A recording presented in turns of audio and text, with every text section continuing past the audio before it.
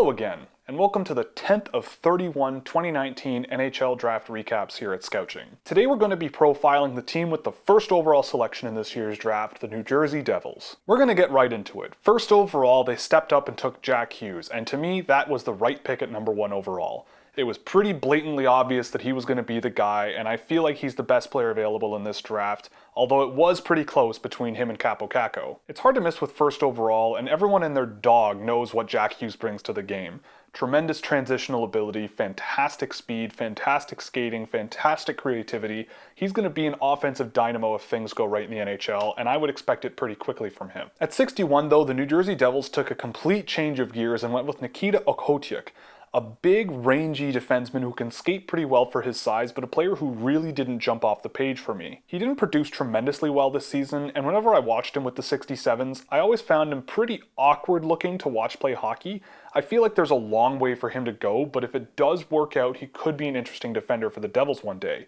He's big, he plays decently well defensively, but doesn't really have those defensively measurable results. So I just felt there were better players on the board at 61, and if Okhotiuk is a guy that's gone between when you think he should go and when he does go, you could find a similar player later on, and I'm just not totally sold this was the best pick. At the 70th overall pick, they went with another player with a similar profile in Daniel Mule. I saw him play quite a bit with Loko Yaroslavl, and I never came away super impressed. He's big, he's kinda mobile for his size, he can hit really hard, he plays a physical game in a league that isn't particularly physical. I just kinda have a hard time understanding why, if you've already drafted a Nikita Okhotiuk type player, why you go out under 10 picks later and get another one. So it is kind of a big bet that after Jack Hughes, you take two defensemen who might not have a tremendous amount of upside, but rely on more physical play that might be a little bit outdated. I think that there were bigger swings to take at both of these picks, but I mean, look, big physical defensemen might intimidate other teams eventually, and if you're betting that one of these guys work out,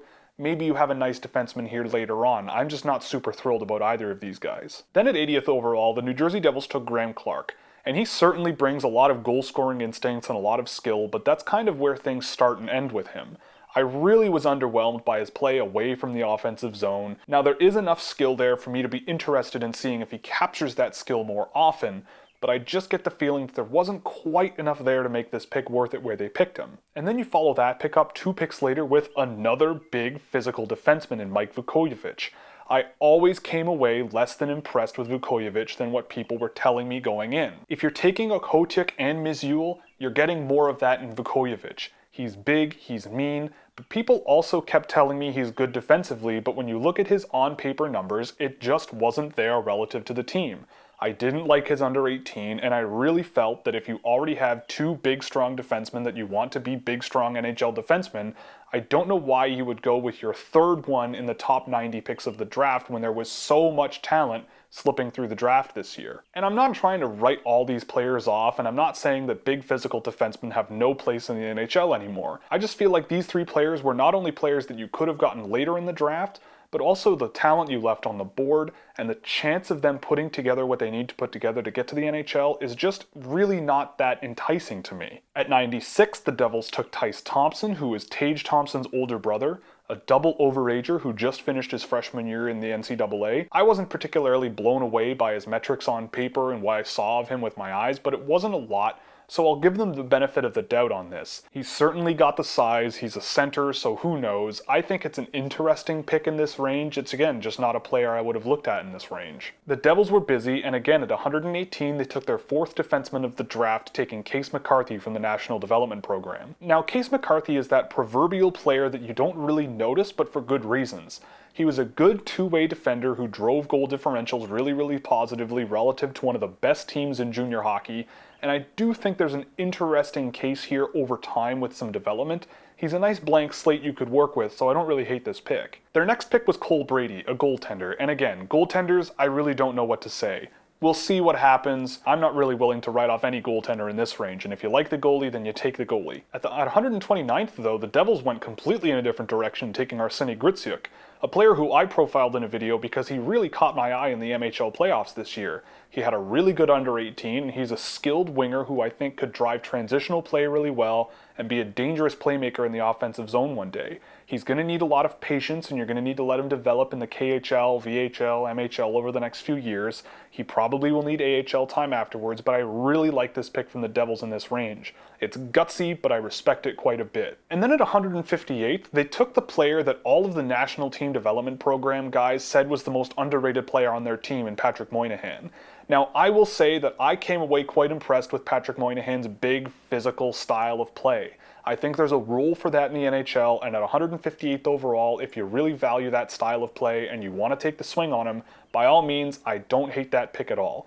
There might have been bigger swings that I would have taken in this range, but for a bottom six center who plays high energy with a lot of physical ability and can hit guys pretty well, he's an interesting pick. There were flashes of skill that I really liked as well. It's also kind of hard to gauge because he was a bottom six player on a remarkably talented US national team, but I do think it's an interesting pick in this range, so I think the Devils did pretty well. And with their 7th round pick, the New Jersey Devils picked a player I could not believe fell all the way to this range, in Ygritte Sook. Sook isn't a flashy player when you watch him. I've seen him a couple of times and always wonder what it is that he brings to the game that makes him so successful, but he scores a lot at the super elite level, and in the SHL in his games, he wasn't particularly productive, but he was a good possession player in a limited role.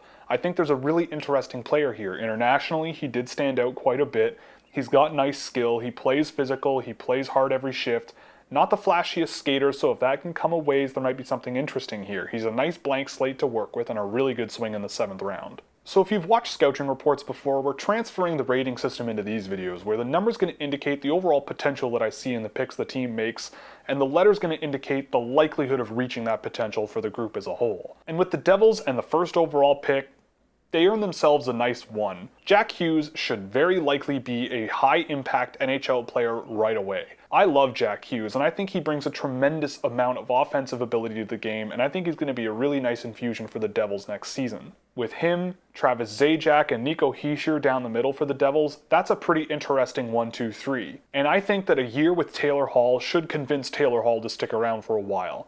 However, I will give the Devils a 1C. Jack Hughes is Jack Hughes, but they went off the board quite a bit and went with a lot of players that fit a profile that I personally don't really resonate with. You could convince me to come out of the draft with one of Nikita Okhotiuk, Daniil Mule, and any of the other defensemen they took this year, but to go out and get 4 of them in a draft where they had so many draft picks struck me as really safe swings that aren't actually that safe. All of these players are big, they can skate decently well for someone their size, they play mean, but I feel like there were bigger swings they could have taken, and I'm not super thrilled with absolutely everything the Devils came out with. But you got Jack Hughes, you swung on Ygritte Sook, and Ygritte Sook is a good 7th round player. And if Patrick Moynihan turns into a rallying point for your team down the line on the 4th line, that's a pretty good pickup as well late. So that's it for this one. The next profile will be the Florida Panthers. If you liked the video, you could click all the buttons you see below me so you never miss another video.